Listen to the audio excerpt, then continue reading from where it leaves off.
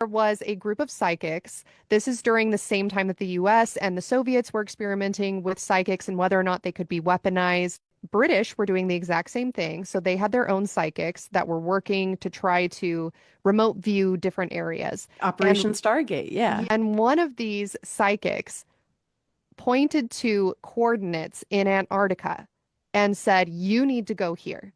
Very specific, you have to go here. There is something here underground that you have to go find. The Allied powers are racing, sending their best pilots to fly over this area, scope out this area of Antarctica because it's not well traveled, even as far as Antarctica goes.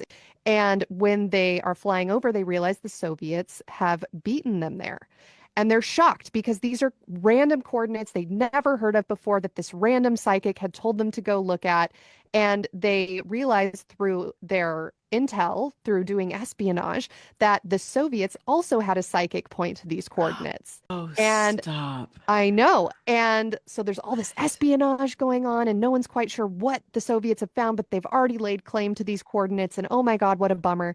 Turns out the oldest undisturbed lake on Earth is underneath these coordinates. It's called Lake Vostok.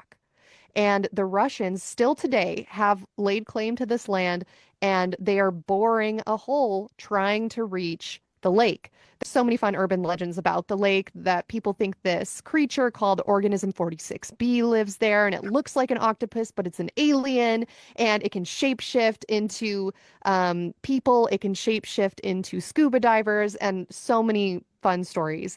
But the truth is, whether or not that urban legend is real, the jury's out. But the truth is that the Russians are boring down trying to reach this lake because a psychic told them to do it.